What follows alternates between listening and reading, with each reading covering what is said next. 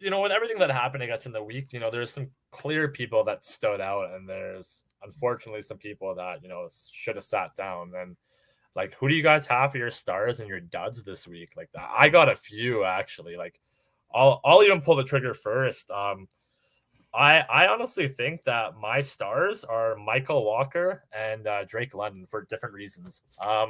Michael Walker has been an unreal linebacker for us. He had, I think it was something like a forced fumble and 1 sack in the game, and he's really, really like moving into that role good.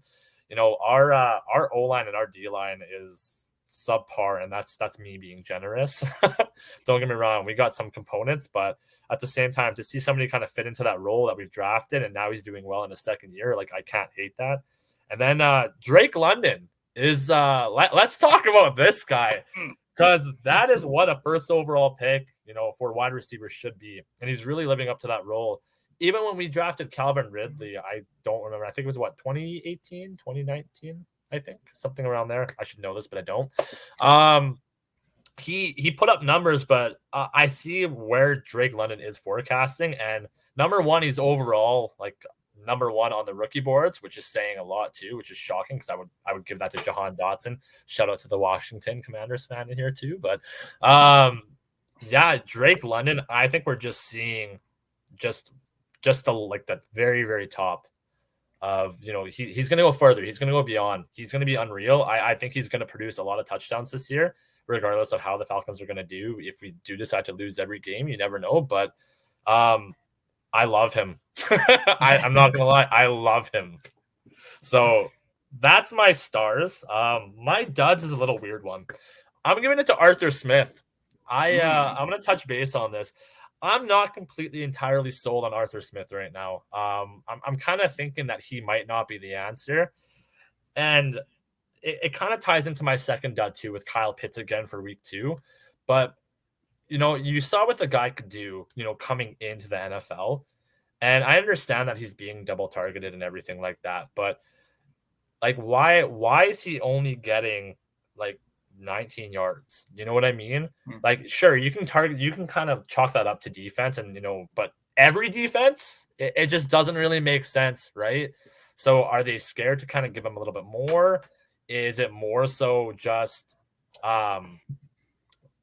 I don't know if Arthur Smith necessarily thinks he's still in Tennessee and he still wants to have a good running game, and that's kind of what I'm thinking a little bit. Just he's still kind of Derrick Henry sad, maybe potentially, but I think he needs to have a little bit more faith in the passing game, and yeah, that's what I think. Actually, Nathan Smell, good point. When will Desmond Ridder start at some point? I give it till week 6 tops.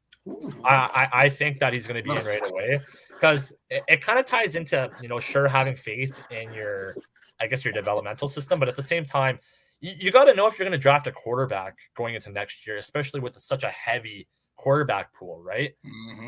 I do think that the Falcons, unfortunately, are going to have a higher draft pick, but even with that being said, yeah, I think you have to throw him in at some point. You got to pull the trigger, and I think at some point in week 6, especially, or probably around that point, when you realize, especially if you're going into like week 6, 0-5, you got to. I think there's no other option, to be quite honest with you, but. Yeah, that's you guys. Do you think you're going to go 0-5 into week 6? No, I don't. I don't actually, but I don't want to spoil that. Like, whoa! But at the same time, if you're having like an under 500 record and you have a quarterback that is supposedly going to be your franchise quarterback, which I do have a lot of faith in Desmond Ridder. I actually think he's going to do really well. I think that the Falcons shouldn't go quarterback next draft. Not to spoil anything, but I think you throw him in. Honestly, like, what really, minus experience, does Marcus Mariota have really over Desmond Ridder? Desmond Ridder, helped Cincinnati in college like rise up like quite a bit. Like, Cincinnati was never a bad college, but the fact that they went to the semifinals, it says a lot, right? So I think you throw him in. I think you see what he can do. He's mobile. He has a good arm, and he has a pretty good passing average overall. And he really did show up in the preseason. So yeah, I think you have to. But yeah. Anybody else want to jump in? I'll hit it real quick. definitely as far as my stars, and this is somebody I'm so excited to finally see back in action. My guy, Mr. C-Mac, Christian McCaffrey, finally broke that 100-yard mark, getting back in the thing. Look, our offense runs through this guy, and he made Sam Darnold look good a year ago. And this year, I fully believe if Baker is going to succeed, he's going to need to have a heavy dose of the run game from Christian McCaffrey. And I'm glad to see him healthy. There's some other things. He did just get over 100, but a lot of that was one big run, and a lot of that is come coaching, but I'll talk about that in a second. Also, on the defense, got to shout out one of the best defensive players in the league, Brian Burns. 4 tackles, 2 sacks, 2 tackles for loss. Like, Brian Burns took over that game. And he has always been somebody that has led that defense. And this is a defense that a year ago, at one point, was number 1 ranked defense in the league. So I love what he's bringing to the table. He really kind of, like I told you, they had 2 early turnovers, and he led by Burns, they held the offense to 2 field goals. So that really gives you something to look forward to. He's definitely a stout defensive player. And then on the flip side, my negatives is I gotta sit here and say Matt Rule and then that offensive coaching staff. Like, y'all are just, what are y'all doing? I mean, it's conservative play calling. I mean, like I talk about that run with Christian McCaffrey, he broke it. That was in the second half. Like, your first half is just really has not looked great. And we saw it in preseason, and Baker only had like a drive against us, and he was overthrowing guys. Like, he can be good. Like, if he's out here improvising and scrambling out, he could be solid. But sometimes it's like some of those easy passes that it's like click, click throws, and it's like, what? Where were you throwing that to? You know what I mean? Now, I gotta say one other thing. We were plagued by drops. So I can't put it all on Baker. There were some drops, including one early, like I believe in the first or second full drive we had. Baker hits the guy on the 3rd down right in his hands. He drops it. If he catches that, he definitely gets the first down, potentially a touchdown. And then maybe we're not talking about, 6-3. We're talking about 7-6, and it's a whole different ball game. So definitely got to get that going, but definitely the coach. That's definitely a dud of mine, that guy. I love it. Yeah, I watched a little bit of it. I was watching mostly the red zone, obviously, I'm sure, as most people do until their game's on anyways. But I'm not gonna try and say that, the Giants are bad. The Giants are doing something this year. Starting the year 2-0 is something to say about the Giants, right? So can't hate on them too much, especially with them not winning in the last few years, right? So yeah, I feel you there. But I guess, besides you guys' tension below us, or I don't know, beside, I guess, depending how you're looking at the screen right now. But Andrew, the Bucks, what do you think? Well, I have got my Bucks, and sorry, my dog is all over the place right now. The star of my Bucks is Mike Evans.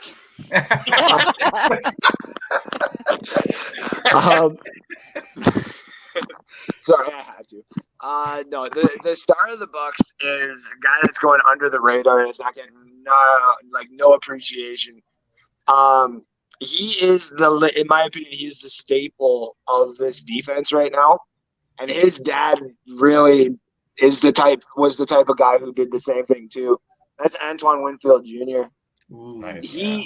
Some of those tackles that he's made in that game, just him being in almost every single shot of when the passes would be thrown by Jameis and stuff like that, whether he was in that pass or not, you could still see him on camera right there to make the tackle or right there to assist on the ball. And that was the one thing that he's really grown into. And, he won the Super Bowl. He's got the picture and everything like that, and that's awesome. But, he's really, really, really earned the right to be called one of the best, safeties out there in the game. My dud on this game, though, is Tom Brady. Wow. I'm gonna state this. I'm not gonna stating this, and the only reason I'm stating this is because I actually do hope I'm wrong, and he eventually does literally the opposite. Everyone remembers Peyton Manning's last season, right? Oh yeah. No, I don't actually. I'll be honest with you. Peyton Manning threw for 16 touchdowns and 20 interceptions, which inevitably led for Brock Osweiler to come in and help them win the Super Bowl. Oh. And that's how Peyton Manning has 2 Super Bowl rings.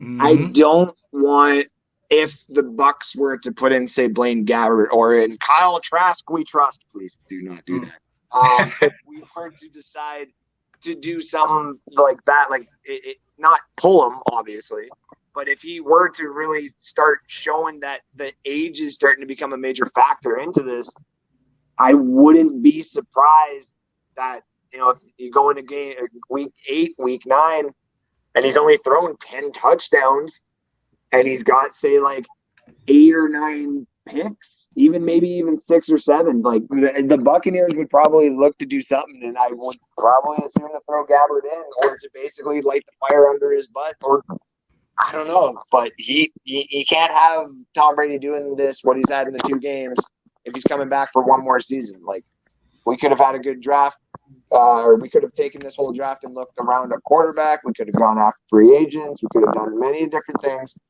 But he decided to come back and help us. So if he's ready to actually go, like physically and also mentally, then I'm all right with what's going on. But if everything else that's being talked about outside of football is really what's starting to put this bad performance I'm seeing on the field into fruition, I don't want to be part of it. So Tom Brady is my dud for the week. Ooh. Okay. Here's to you. Yeah, wow, that's shocking coming out of your mouth. I guess on that note, before we move on to Nicole, does Kyle Trask play some games this season? Sorry, what? Does Kyle Trask play some games this season? Does it happen? No. He's preseason. I don't.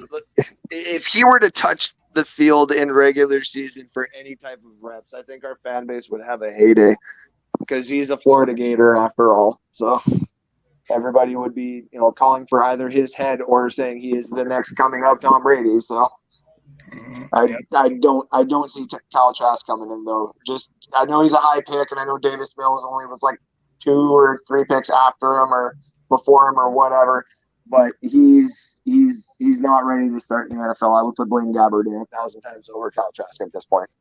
Fair. No, that's not bad. All right, fair enough. All right. Nicole. Please have the floor. I'll wait. Okay. I'll tell you, yeah. All right. Okay, so for my dub, I'm gonna have to go on the same kind of win fall as what Andrew did and say that it's Jameis Winston for me. Mm-hmm. He clearly was underperformed. He threw 3 interceptions. He only completed 25 out of 40 passes for 236 yards. He got sacked 6 times. Oof. The only thing that I have to say in his defense was that he was playing with 4 fractures in his back. And he had padding on there, but I just think that those fractures, you could definitely tell, there wasn't much of a running game. And then as we were throwing it to the other team. Just like how Nicholas Rosio said that for the Saints to make a serious run, Jameis needs to stop throwing it to the other team. So I agree 100% with him. The only fallback is he's playing with fractures. I don't know what that guy is on to even be on the field playing in those kind of crucial moments. And I thought maybe, Taysom Hill would step up for the guy, but that didn't happen either. He wasn't much into the slot as I would have hoped or thought so. So yeah, that's my dub. And then can we do consecutive stars and see how long this consecutive do whatever star you can want. go? There's no right or wrong way. It's just I had the same dud for 2 weeks in a row. It's just it is what it is, right? Yeah. I'm just gonna give it again to Michael Thomas. He's my boy right now. Out of the 2 games, he got our 3 touchdowns. It's all him all day. And he's like a red zone hot tamale in there. So, yeah, I can definitely see him coming back from his injuries as a stable wide receiver for the Saints O-line for sure. So that's my ultimate star.